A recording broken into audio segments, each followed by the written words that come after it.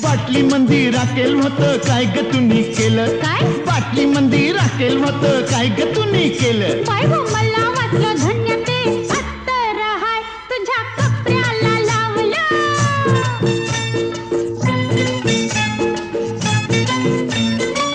हे पानासाठी चुना हाला काय ग तुम्ही केला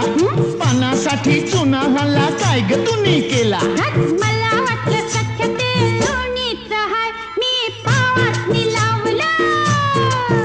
हे काशी गह काशी तुझी सवय कशी जरा बोल माझ्या पाशी ग